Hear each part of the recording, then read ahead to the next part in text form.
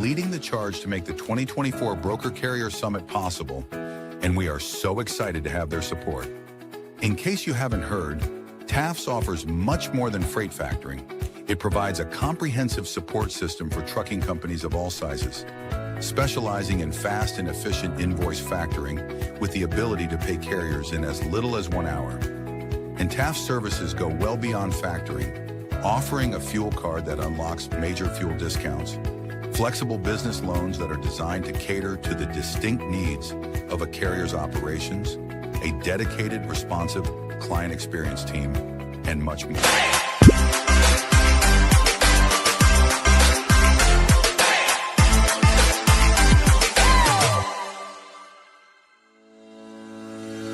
Black Logistics is a 3PL freight brokerage based out of Birmingham, Alabama. Black Box Logistics was formed in 2020 by 3 friends, Logan Dyer, William Graves, and Will Hopkins, in a basement office with the goal of bringing transparency around the clock communication and hassle-free customer experience to the table.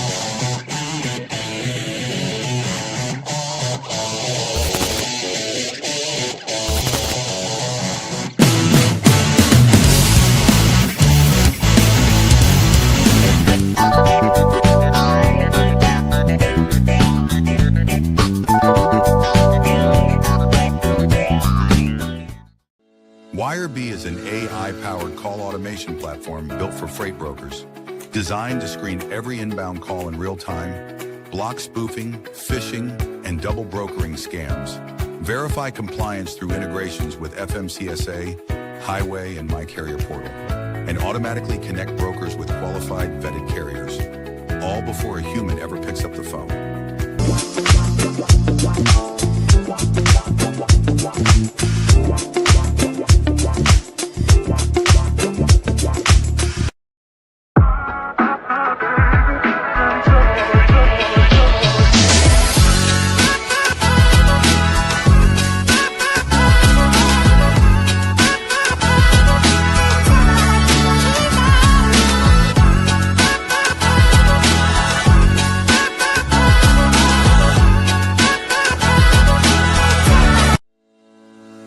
Sales-CRM is built for freight broker and agent sales teams. Manage your shipper prospecting and follow-ups. Organize your carriers in the lanes they run.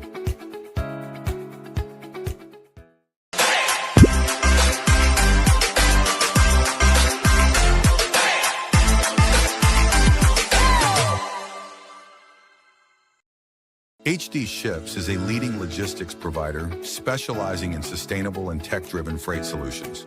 With hubs in Reno, Phoenix, and London, we deliver comprehensive services, including full truckload, expedited cross-border, and intermodal freight.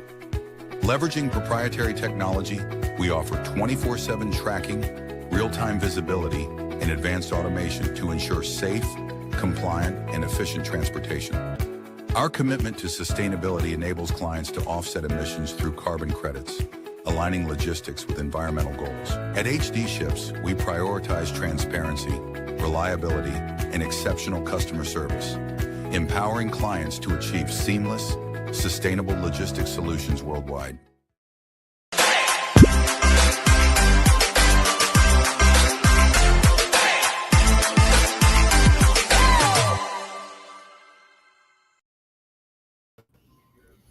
Happy Friday. Happy Friday. How's it going? Going well, going well. How about you, man? Can't complain. Looking forward to the weekend. It's been a long week, and also looking forward to this episode. Yeah, it should be fun. Like I said, I know all these people coming on, all great people, all great companies. I don't think I've seen any podcast do. I've seen plenty of recruiter roundtables, but not one like specifically, on the agent model. So it should be fun. Well, shout out to our sponsors, HDShips, obviously where I recruit agents. Will's company, Black Box Logistics, if you're in Alabama. Haven't quite heard of Alabama, but it does exist. That's the guy from Minnesota. Minnesota's bigger. And Wirebee, we had them on the show a couple weeks ago. They have AI fraud preventing, really great product. Go check out the episode we had with them a couple weeks ago if you're looking to learn more or schedule a demo. It's overall great people over there. I don't know if you have anything to add, Will. Yeah, it's AI inbound call screening, so it can save you a lot of time. Also money if you have a load stolen or double brokered. So it's a product that everybody in the industry can get behind, helps brokers, carriers, shippers, everybody. And we have the OG sponsor, Sales CRM. Black Box uses it. We love it. Also, Two Dogs, One Pod now uses it. Yeah, now we use it, even though I haven't logged into my user. We have some agents that use it too. Josh is a great guy. Both Will and I have met Josh in person. Freight specific CRM, great product. Reach out to Josh or Drew. Shout out to our banner sponsor, Taft's, top 10 factoring company, Kansas City based. Reach out to Rob and Ryan. Great customer service. I think they're open till 12 during the week, which is really rare for a factoring company. Great Kansas City based factoring company. Yeah, 100%. Well, yeah, pumped for the agent recruiter Royale. Just kidding, guys. It's more of a roundtable discussion. Yeah, you put out the clickbait title there. I saw on the video. God forbid a lad wants to see some agent recruiters fight for the prospects. So today we have quite a few guests. So what we're going to do is we're going to bring them on stage one by one, let them intro themselves, tell us what company they're representing, and then we'll knock them out like that, a little bit shorter than our usual intros for guests. What do you think about that, Matt? Yeah, let's do it. Who do you want to start with? Let's start with old Levi Van Pay. Hey, Levi. Hey, Levi, how's it going? What's going on, dogs? Happy Friday. You want to kind of give the viewers just a short summary of who you are, what you do? Yeah. My name is Levi, LVP Levi Van Pay. I've been doing this for a little over 4 years now. I won't go into the depth of it. It's a whole backstory. Like I'm sure everybody in logistics has something. But agent recruiter at Logistic Dynamics, and looking forward to the show today. All right, quick question before we bring the next guest on. Did you recruit the infamous John Rogers? Can I say yes, but lie about it? Or hey, you can say whatever you want. But just remember that we are live. No, I didn't. But John he's a friend of mine. He's a good guy. Good agent. Yeah. It's been on the podcast a few times. All right, well, we'll go ahead and bring on our next guest. Shawn, how's it going? All right, how are you doing? Happy Friday, guys. Happy Friday. Love the shades. Oh, yeah. Thanks for there we go. Levi's got it. There we go. Yeah. Now we're good. You want to give us a brief bio and history, Shawn? Yeah, Shawn Gengler with HDShips. That's my teammate. Been in the industry 26 years, 16 years in freight brokerage. So live in Fort Worth. And joined HD in May this year, and it's been exciting. Looking forward to what the future holds. So. Yeah, 100%. Hey, so real quick, HDShips has everybody else outnumbered. Seems like an unfair advantage for the Battle Royale. Yeah. I'm not talking on this show. I'm just asking the questions. So. We'll bring the next guest on. We'll bring Jen out. Hey, Jen, thanks for joining us. Hey guys, thanks for having me. Yeah, thanks for coming on. Yeah. You want to kind of give the viewers just kind of a short bio? Sure. I know you've been in the industry for a while. Yeah. So I'm with Trinity Logistics, 3PL, headquartered over here on the East Coast. So my life gets to be about an hour from the beach at all times. Not a bad life. Been in logistics for about 11 years, working with agents almost all of that time, and so I guess I don't just get to rep Trinity, but I get to rep women in logistics today as the sole gal on the show. So that's either really smart or really stupid. I guess we'll figure that out at the end. Maybe that's a question we'll get into later. Are we seeing more women become agents, or maybe that's something we can get into later. But yeah, thanks for joining us. We got people from all over: Delaware, Texas. Levi's, you're in Wisconsin, right? Wisconsin, cheese country. Yeah. I think we got another Texas for the last guest, another Texas person. Yeah, last but not least, we'll go ahead and bring Ryan onto stage. Well, hello. Thanks for having me, guys. I left my aviators, I guess, in my other coat pocket here. But yeah, I'm from Fort Worth, Texas. I'm with Margin Freight. I've been in logistics for about 17 years now.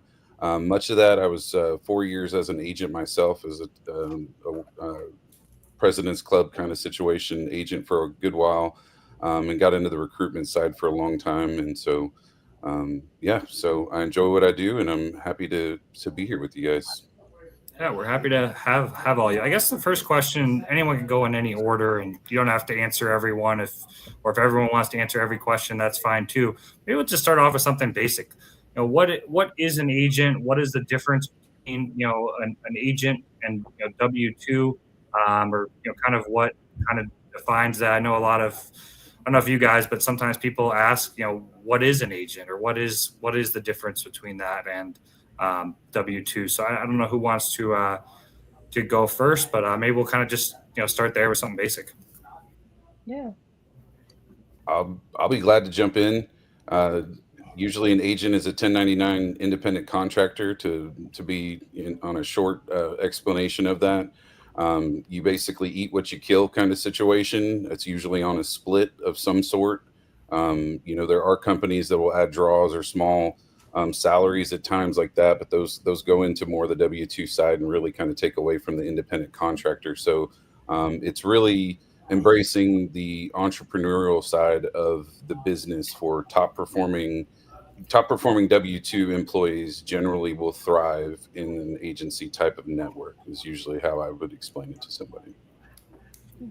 Yeah, and there's a bit of a entrepreneurial backbone that these individuals typically have as well.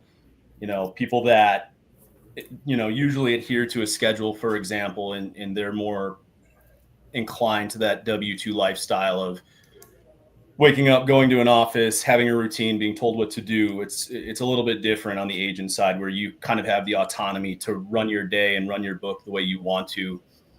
There's more money in it for sure, but like Ryan said, it's going to be more of a situation that's not always reserved for top performers. We've definitely had people come out and they had one customer, two customers, no customers, and they just thrive and take off and completely change their lives. Right. Mm-hmm. Absolutely. I guess maybe shooting to Shawn and Jennifer, because you guys have been in it the longest of everyone here. I mean, what are maybe some common questions you get for people kind of looking to be an agent for the first time, or is there kind of the Levi's point? Is there kind of a fit, or when should someone maybe look into being an agent, or who might be a fit? I know that's kind of a couple questions in one, but yeah, we saved the best question for the people with the two most experience in the room. Yeah. So. I'll go first. Before anyone wants to be an agent, I'm talking to a lot of W-2 people, obviously, but they go, Shawn, how do I know if an agent model is right for me? I always tell people, hey, listen, talk to all your customers. Look at the relationships you have with your customers. Is it transactional? Is it multi-year relationship where you're a top 3 option versus just a name on a distribution list? If your name on the distribution list with the cheapest quote always wins, you're not going to thrive. You've got to have close ties with your customers. And so to determine if you're going to be an agent over here, a thriving agent, talk to all your customers to see if you've got a following. I always stress 2 things they're going to hear when asking that question. You're going to hear, well, Mr. Agent, absolutely, just, we'll put you on a distribution list, and as long as you're the cheapest, we'll give you the freight. Tell them that's the answer they never want to hear. They want to hear, absolutely, man, you've been servicing us for 3 years now. Give us great service. Let us know where you land. We got freight ASAP to move with you. And that's more the answer they want to hear when they asking those 2 questions there. So, the transactional relationships, more or less won't be successful if you're straight transactional, but the relationships, they thrive over here. So anyway.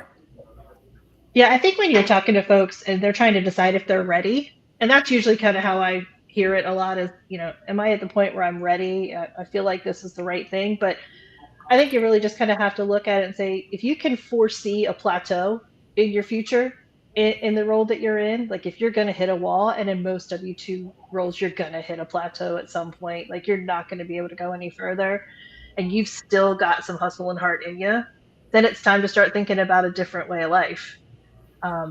But then at that point, I think that's when we get into some of the things that like Shawn was talking about. Like there's lots of stuff to dig into first before just making the leap. So then you have to start thinking about business ownership. You know, like, can I really be a business owner? Because you're still going to plateau as an agent and you have to decide how you're going to scale your business.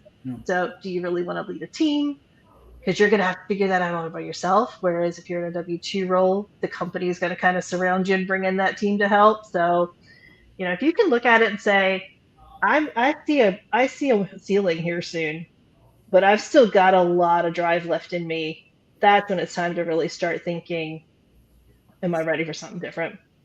Yeah. You brought up a great point too. I mean, I think sometimes it's maybe a misconception that every agent recruiter is saying everyone should be an agent and it's easy and you're going to make everyone's going to make a lot of money. But I think we, you know, would all agree, because we've all, you know, seen failures. It's not right, you know, right for everyone. I think Jennifer kind of brought up a great point. I mean, what are some, you know, maybe kind of getting there, what are some maybe people or scenarios where, you know, maybe you guys have seen where it's maybe not the right time to be an agent, or, you know, just not a fit in general? Yeah, that's actually a great question. And I love this group here today because I think we all follow each other. We all see what we're all putting out there in the world. And I think everybody here is of that same mindset. Like, this isn't the right life for everybody. We see that mentality more so, I think, from agents themselves putting themselves out there and posting because they've just seen this amazing lifestyle that they now have they couldn't imagine. So they're like, everybody wants this, everybody needs it. But I think it's important for us to kind of stay that course of it really isn't for everybody. For me, I think it comes down to self-awareness. Like, you have to understand what you can and cannot put into it. If you haven't actually sold for years, because so many times I've talked to a lot of folks that have kind of gone through the ranks at the W-2, they're now in leadership. They haven't actually sold for a while. They've got kind of a riding on a book of business. I'm going to tell you, we've all seen it. Selling freight today is a heck of a lot different than it was 4 years ago. So for those people, maybe it's not that they're not right for it, but they're going to have to do a little bit of work before they're really determining if they're ready to jump into that. I always say kind of getting back in the ditch, if you would, if they're ready to do that. And then just really thinking about yourself as a leader of people, because even if you end up not growing your team and building folks out, you're still really leading yourself and your business. And is it something you really want to do realistically? You know, we talk a lot about flexibility on the agent side. You can work from anywhere. You can, but what we don't say all the time is that even though you're sitting on the beach, you are working. You know, so it's not like you can just take off 8 hours a day and you're fine.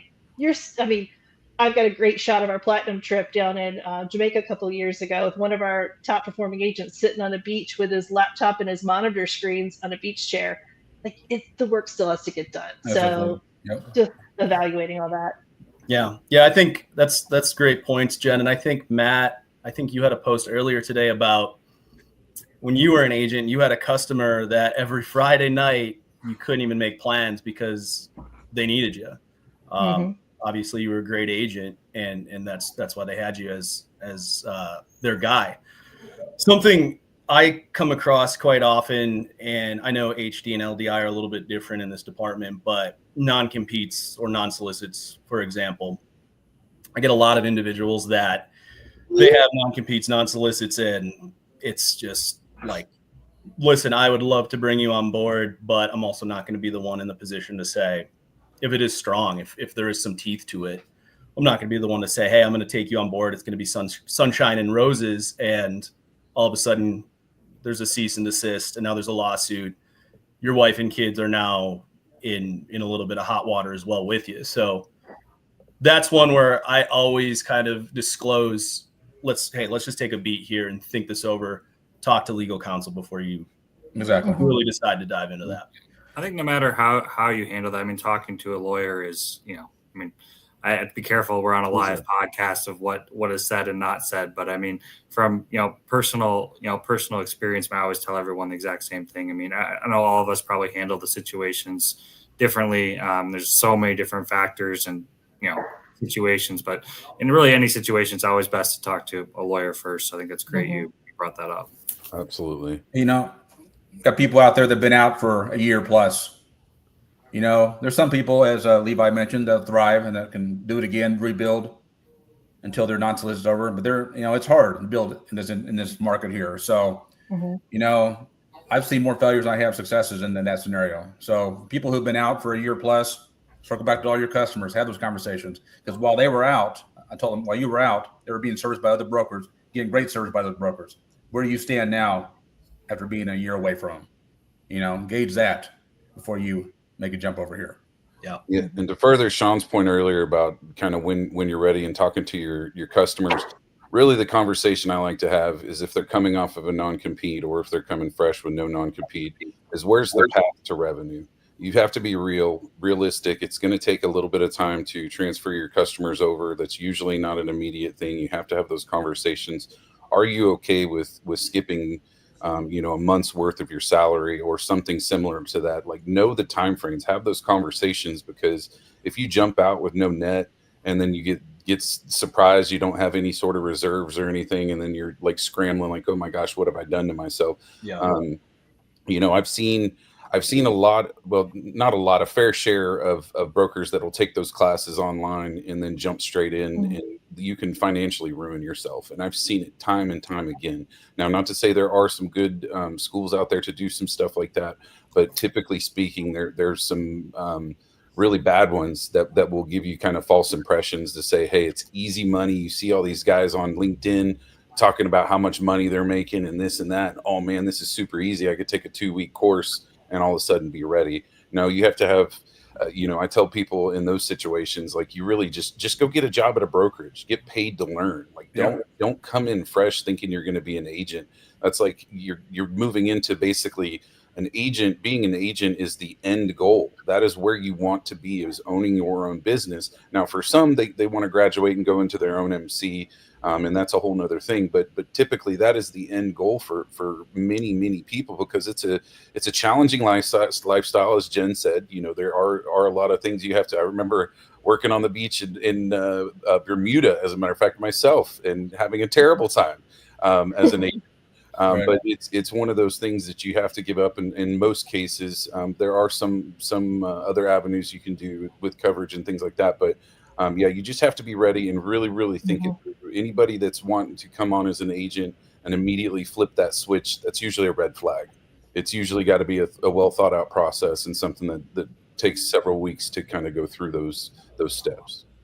Brian, you brought up one of my biggest pet peeves is some of those freight broker classes. Like I said, there's some good ones out there, but as soon as I hear that, I'm always like, oh, I had a boss, I think, like right out of school, who always said, if it were easy, everybody do it. Exactly. And it's the God's honest truth. And I see these people getting swindled for money, and it's like, there is just nothing that beats boots on the ground experience and doing it. Exactly. There's no shortcut. I tell people that all the time. There's no shortcut in this business. You're not going to learn until you have that load failure at 5 p.m. on a Friday, and you have to recover it and have to go through the situation with your customer and eat a few $100s and to make the people right. And that's a hard lesson to learn, but you got to learn those time and time again. I'm glad you guys brought up experience. Kind of curious to hear your guys' thought too, because we talk a lot about customers and having experience, but I don't know if you guys see this too, but sometimes there's a carrier sales rep or someone who maybe was given an account at their brokerage. So they may have years of brokerage experience. And not to say there aren't one-off situations where a carrier rep could be an agent. Maybe it's they have a close relationship. It's a family friend. I'm not saying there's not exceptions, but I don't know if you guys may want to talk about that too. But kind of like what you're doing, I think, in your W-2 role, matters as well, aside your experience. Like if you're landing the accounts, servicing the accounts, kind of what goes into your day in day. I don't know if anyone wants to touch on that as well. Yeah, cradle to grave is important. Like, it's got to be. It has to be. It's funny, we just met a couple of days ago. We kind of routinely go back through like all of the folks that we've contracted over a year and just like what worked, what didn't. And the biggest theme we found is those folks that just didn't have all the experience that they kind of thought they were coming to the table with. They hadn't sold freight. They just worked on the carrier side, or they just worked on, just sold and never done the operations. You really have to do every aspect of it to be able to jump into agency with any kind of success. in my opinion. Like you said, there's always going to be that unicorn that pops in and just surprises us all. But this is where I think we all come in and we start asking the hard questions about what does your day look like every day? When was the last time you did stuff? And cradle to grave, I think it's just a no-brainer. It has to. That's totally my opinion, but I think that's just the way it goes. There are programs out there that have the split model. Coming to HD, it was an awesome option to have where, right, cradle to grave. I've worked with that, most of my time recruiting. But there are people out there that just sell only. They want to. That's all they do is want to, spend time with the customer, just grow their book. But they necessarily don't have that ops experience. They can get it eventually, but they came over to our brokerage to get that back office support where they can focus on what they love doing, which is selling. So, nice to have that split model programs out there that will allow the agents who just want to sell. Good point. Depends on the program too. I think it is easier to transition maybe from the customer side, because at least you have relationships in some way to learn the carrier side and a market that's very easy to find trucks. But I think kind of what Jen was getting at, which I agree too. I mean, there's not really, I get asked sometimes, is there a carrier sales rep agent where I just book trucks and make, 70% or whatever it is? And I had to explain to some people, no, that's, you have to have the actual, customers too, in that regard. I know you guys brought up another thing I wanted to touch on, because I think several of you guys have posted about this. And we were just talking about freight broker boot camps, and some being good, but a lot of them, being a problem. What should agents look at? Because we all work for, good, solid agent programs, or I obviously wouldn't have invited any of you guys on, but I know several of you posted too, a lot of people getting burned lately because, a fly-by-night company offers an insane split, 80 to 85, all the world. And then they're finding out later they can't pay their carriers. They can't get a hold of anyone for a day at a time. The company goes out of business. It's good and bad that our industry has grown, but I mean, what kind of advice do you kind of guys give to kind of avoid that, or questions that maybe people should be asking before, signing on to, an agent program? Sorry, it was a long-winded question for anybody. But. Well, if it sounds too good to be true, it generally is. That's really the thing. What you see in since the COVID spike in brokerage numbers, and I repost this a lot. I think it's Kevin Hill's numbers on the brokerages going out of business year over year, month over month. That's been in the double digits for a very long time as a result of everybody and their mom saying, hey, I could be a broker, and then realizing real quickly that no, I can't. A lot of times what you see is when those brokerages fail, they adapt an agent model. There's a low buy-in for them. They think that they can handle it. They think they can manage the payables with really little to no support. They'll just throw you an extra 5%. Well, that's a real quick way for you to put yourself in a financial bind, because the worst thing you can do as a business owner is to do a pond skip where you go to a brokerage, realize it's failing, jump over to somebody else. Now, that does happen. We're able to help people with that. I think every one of you have helped people through that at times. But if you're planning that out, that's not the ideal thing. If they're a sinking ship, let them sink. You don't want to bring your business into that. Yeah, and I think maybe Jen and I have benefited from that, seeing as I think our brokerages have been around a little bit longer. Mm-hmm. But especially recently, a lot of individuals in those exact situations just deciding, I can't do this to my customers. I can't keep moving around. And they're ending up at a place that is a little bit more established. They just don't want to take the risk anymore. So there's that aspect to it as well. Yeah. Yeah, I think it's you made a good point, Levi, is, and that is the benefit of having been in business for so long. If you're looking at, joining a company as an agency, it's like Ryan said, if it sounds too good to be true, more than likely it is. As I said, it's not easy. And this is where the experience comes in. If you're experienced in the industry, you're going to know the things to look at. You're going to know what questions to ask carriers who work with that company. So, don't just talk to other agents, but talk to carriers that are moving the freight for that company, and then really look and really analyze how long that company's been in business. If they've been in business for just a little while, and there are companies that are starting up that are founded by folks who have been in this industry a long time. Again, this isn't a 100% hard and fast rule, but if it's a new company and they're starting right out with agents, or maybe just been doing it a year, and then all of a sudden they're adding a lot of agents and they keep going, really just do your research, because that's when you start to see lots of things that could just go wrong. And you really got to talk through what are your dedicated resources. That's usually going to be the litmus test on who's real and who's not. If they don't have a dedicated development team, if they don't have a dedicated people to talk to for various different functions, they're operating as a brokerage that's failing, and they're doing everything that they can to keep their head above water on that side. They're not going to be able to help you whenever you need a carrier approval or an override or a credit extension or something like that. Those are going to be things where you're going to hit your head on the, hit the head on the ceiling, the glass ceiling every single time. And it's just not a situation you want to get yourself into. When you're looking at a potential new agency home, you want to look through every aspect of, number one, their tech stack, but interview them about who and what they have in place. Try to meet them if you need to. I mean, within that process, everything from our perspective, and I think everybody here could pretty much agree with that. You try to be as transparent as possible, because if you don't have if you have something to hide, and trust me, I've worked in those situations. If you have something to hide, you're going to be kind of throw a brick wall and say, we're not the strongest here or this. If you open it up completely and they tell you everything and they show you everything up front, that's a good sign that they're going to be honest with you and come through with their promises that they're giving you. A big question I always ask is, what happens after training? And that's something you can really only get from talking to other agents at the company. Everybody's going to be right next to you for the first week or two to teach you on the tech and TMS or whatever. But what happens the first day of the second week? Who's there? Who's checking up on me? Who's making sure I'm moving things right? Who's making sure I've got what I need? And people can tell you whatever they want to tell you, and that's where talking to other agents at the company can be helpful too. I talked to agents coming from brokerages that were closing or closed.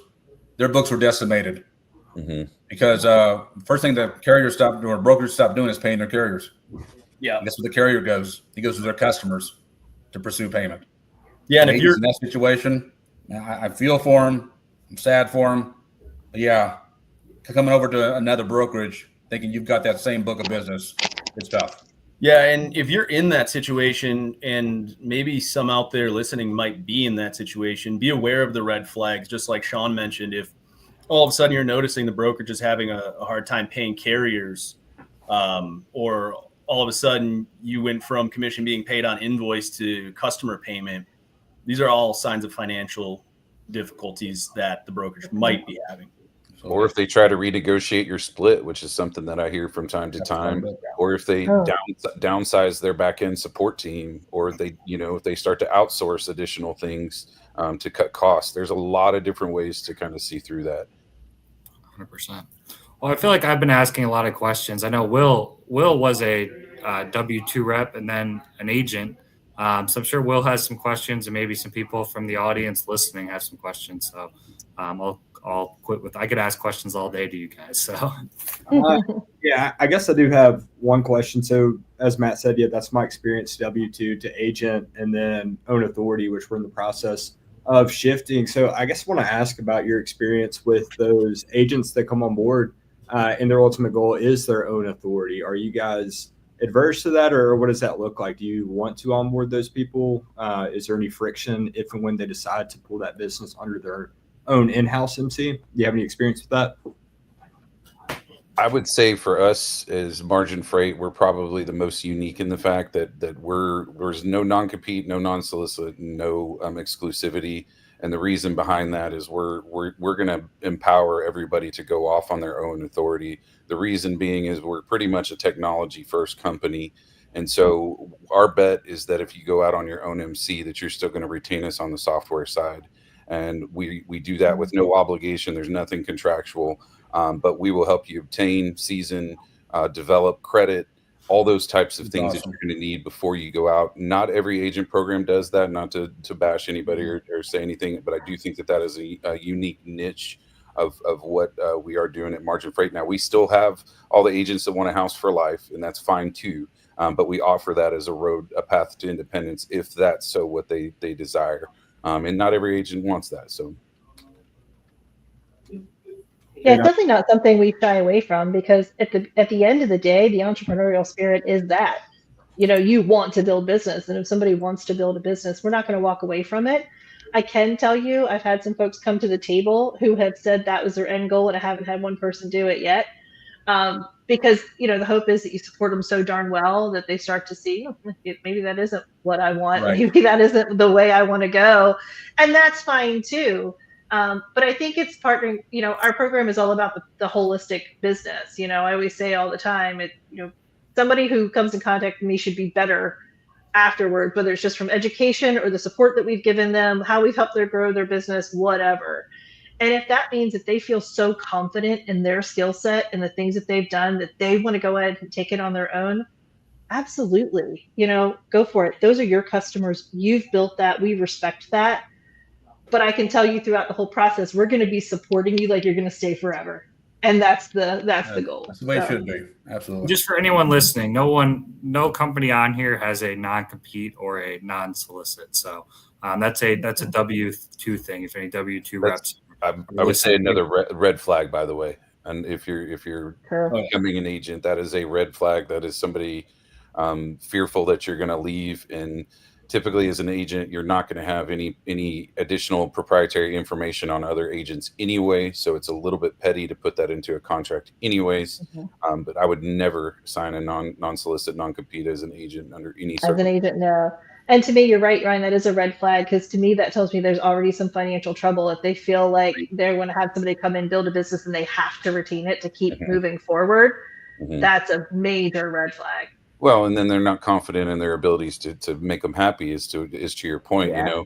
Your goal is to keep them in house, just like we'll let everybody fly off into their own MC, but our goal is to service it well enough that they're not going to want to do that. Some people just want that, and that's what they want, and more power to them. Yeah, great. I promise I would be quiet for a second, but Will brought up this point because you see this on LinkedIn all the time.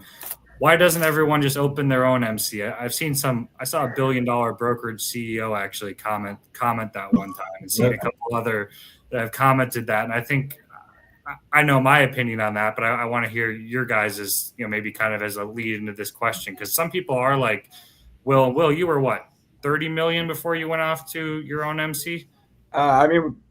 Yeah, between 30 and 50, but we're also in the process of doing that. So we still run the agency simultaneously with Black Box Authority.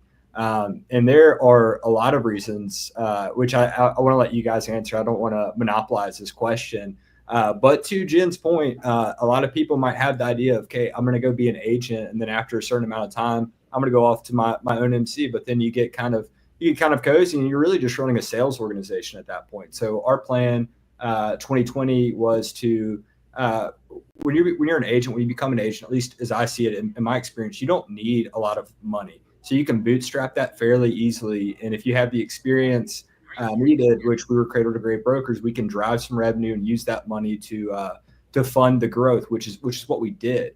But with that came we're sales guys, so we just kept selling, kept growing, and then after 2-3 years, we realized, hey, we haven't taken any tangible steps towards this ultimate goal of our own authority. And it's just one of those things. It's getting started is a lot goes into, there's a lot of headache, and it's a lot more responsibility, liability. Your overhead goes up significantly. And there's a lot of reasons, right? I don't want to monopolize that. So you guys feel free to add your input, answer to that question as well. Yeah, I think that happens quite often. And in fact, it's kind of the opposite that I've seen. And I don't think I've been doing this nearly as long as Jen, Ryan, Shawn, but more often I've seen individuals or organizations that have their own MZ, and they've grown substantially to the point where to Will's point, they have so much overhead that it might just make more sense to cut it, become an agent, and outsource a lot of those same processes. Yeah. Mm-hmm. I've definitely brought in agents that did everything backwards, and this goes back to the training programs where somebody goes and gets their authority. They do the online training, they get their authority, their insurance, and this, that, and the other, and then they're like, well, I can't get anybody to work with me. I mean, aside from the cash flow is probably the top thing, and I think, Will, you're probably the subject matter expert here, but I've dealt with it enough to say that number one, cash flow is usually the number one thing Exactly. to stop you from going into your own MC. But then there's seasoning. Carriers aren't going to want to work with a new MC. A lot of customers won't.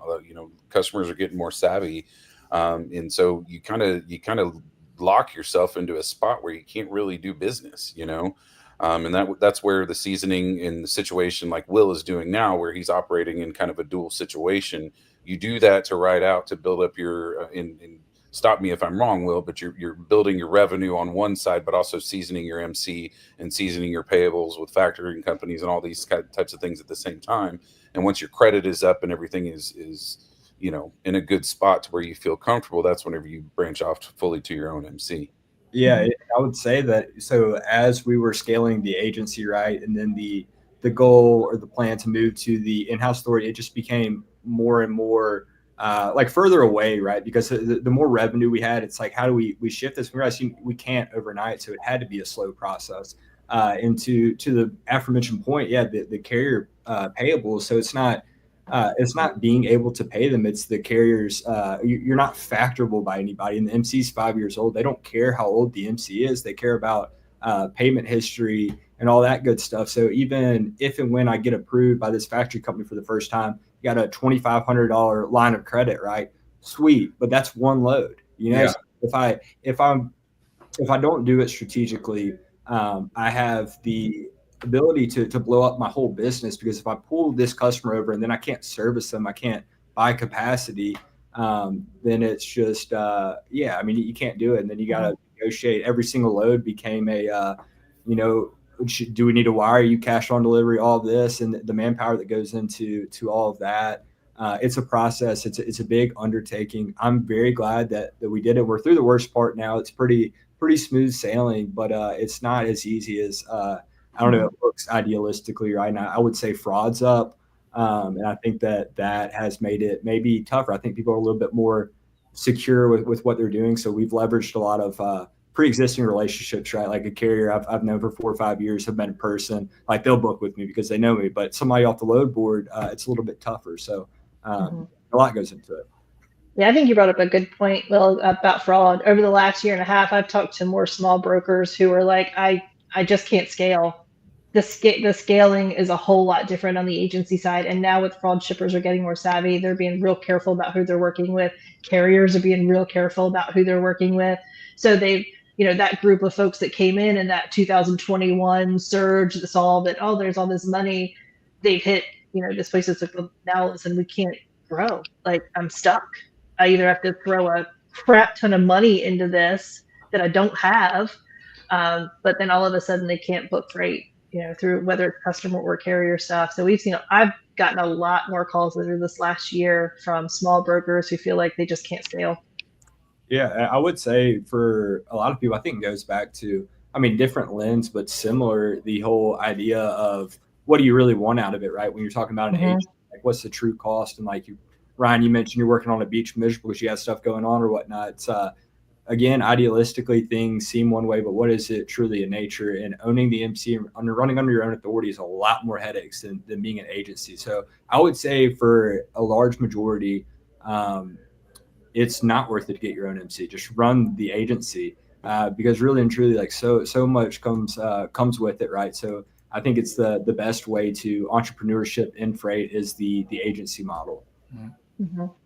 Yeah, I've signed several agents over the years that had their own authorities, or several people over the years had their own authorities, decided, you know what, and talk to me and say, Shawn, I'll give up 30% if I have to deal with credit. I don't want to deal with collections, invoicing, none of that. I just want to focus on my customers and that you guys and let the brokerage take the financial risk. Right. And then you're hiring. Comment there. Ryan made a comment in the chat. I don't know if you see the comments, Will, coming. Yeah.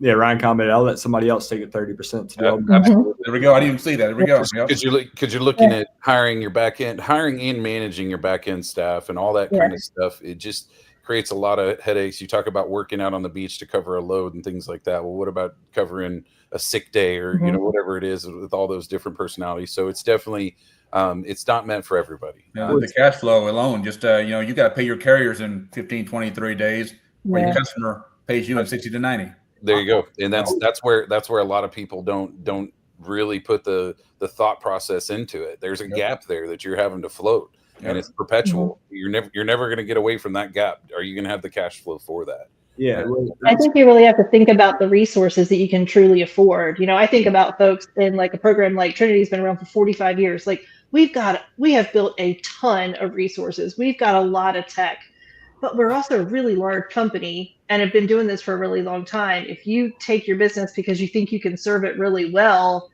you're serving it really well in partnership with a lot of resources. If you went on your own, would that service level be able to stay the same for your customers and the carriers that you're working with? And just being real honest with yourself about that. Yeah, I would think about why am I able to serve them well, and is that something I could replicate on my own with my own resources? Yeah. So real quick, kind of going back to the question about individuals wanting to create their own MC and leaving the agent model to go do that. I think that, for example, I was just talking with somebody kind of in that situation where they just left a large brokerage to just go out on their own. And the reason for it was they just weren't getting the support that they needed. So I think a huge factor in all of this is trust. Regardless of the program, if you don't have the trust with the back office, it would be no different, I imagine, if you ran your own show, but you want to be able to trust every process is going to be seamless and taken care of. So that's what, and every program here has that. And that's why it's really important to kind of tie it all together. Maybe some of these smaller, newer companies that are offering the huge splits, but they don't have the support in place, you are taking a risk because it could all come right back to you. Yeah, I would add on kind of, don't want to backtrack too far, but it's a different skill set. So it's similar to when we're discussing, okay, split model rep deciding to go agent, they might not have the full skill set, right? Maybe they sold, maybe they just did operations, but they don't have the full picture. So it's the same thing when considering, so we're talking about with the agent's own authority, just the cash gap, right? But like there's a whole new set of skills that you need to learn in order to do that. So it's the same thing, like if and when I'm considering making that jump beyond, like, do I have the resources? Like, can I do it? And do I want to do it? We got a couple more comments here. I'm going to start with Sam. He says, people are the hardest part of growing any brokerage. And then we've got a question from Travis, which we kind of went over, but we'll ask it. It says, what's more important skill with your best agents, sales or account management? That's a great question, actually. I'll dive in there if you guys don't mind. So Travis, that's a loaded question. And that's, to Jen's point earlier, it's a cradle to grave type of model. Every history in logistics is unique on some level. And you have some that are more heavy on the account management side, some that are heavier on the sales side. You have to demonstrate the ability to do both on some level. Now I've got good sales guys that are just top tier, have multi-million-dollar accounts. They're realistic in their expectations, and they're going to say, hey, I'm going to hire somebody in to do the account management portion because I'm not good at it. If you're great at sales and you can't handle the account management side, you're going to be bleeding customers. And that's an unfortunate, you're wasting a lot of time, a lot of money, a lot of effort.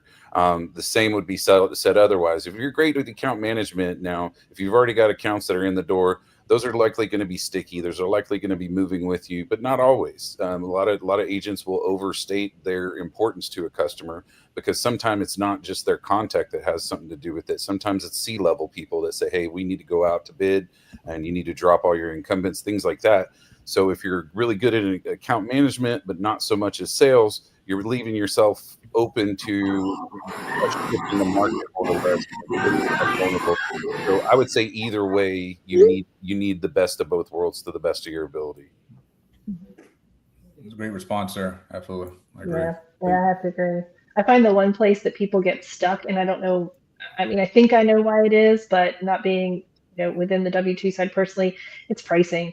If somebody's just been doing sales and they're relying on this operations team to kind of feed them pricing, and then all of a sudden they're out on their own and they're stuck, it's just wild. You can't really confidently quote, or vice versa, but I feel like that piece is the one piece that when you just have one side of the equation, trips people up over and over and over again. And we all know that, speed is everything. Like if you can't quote your customer for 24 hours, you've lost that. I mean, it's just, 100%. It just is what it is. Yeah.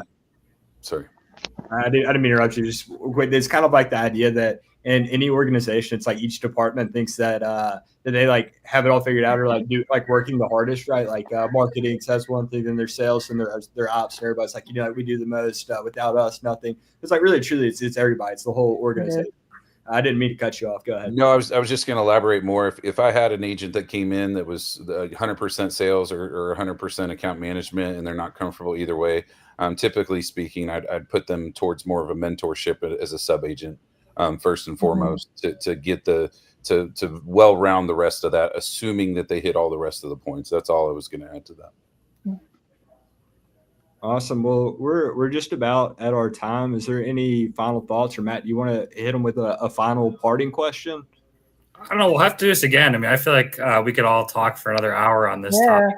Absolutely. Somebody just brought up sub agents. That's a whole nother conversation, or when you're ready to hire, or I mean, we'll have to do this again, because if I ask another question, well, we're going to go for another 15, 20 minutes. You're going to miss it. Well, Matt, I wanted to thank you for putting this together. And real quick, give a shout out to the rest of the agent recruiters in here, and Will, obviously, for having us. One of the nice things for having these connections is kind of being able to work through some fraud, as we've had to. Jen and I had to at a previous spot. Levi, Matt, we've talked about an agent coming in, and those are nice things to have. That I think that the discussions like this just help kind of solidify that. We're all fighting against each other on some level, but at the same time, there's plenty of fish out in the sea. You know what I mean? Yeah, and there's a level of camaraderie to it too. We've got a nice little community put together. So appreciate the shout out, Ryan, and right back to you guys as well. Absolutely. Speaks to the caliber, I think, of all of our companies, that nobody was like scared to jump on a call with other recruiters from other companies. It's like, it's just what we do. Yeah, watch forecast here. So fantastic, guys. Yeah, we appreciate you guys joining us, and we'll have to do it again. We'll be in touch. Yeah, absolutely. Awesome. Great time. Y'all have a great weekend, everybody. Good weekend. See you guys later. Whoa, my bad. Kicked me out. You kicked there.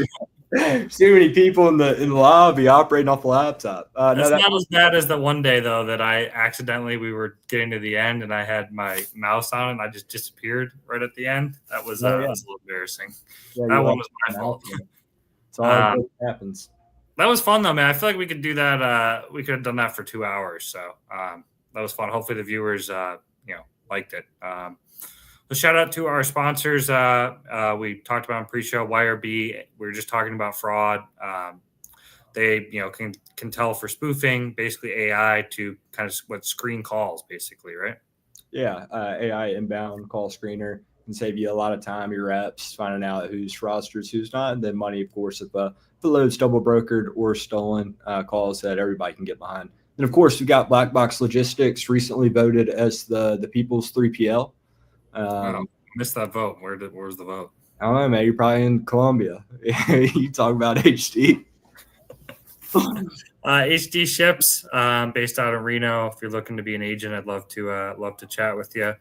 Sales Dash CRM, Freight Specific CRM. Josh and Drew are great. Will and I have both golfed with them, met them in person. They're growing rapidly. They're an OG sponsor too. They've been sponsored this show since day one, actually before day one. We've got a new customer too, dogs. Matt, you should log in and check the notes. I've got you as a lead, and I've been logging notes on it. You should check it out. I'll check on our account. Shout out to TAS, Top 10 Factoring Company. I've also met Ryan and Rob in person. So has Will. Great rates. Reach out to them. Top 10 Factoring Company.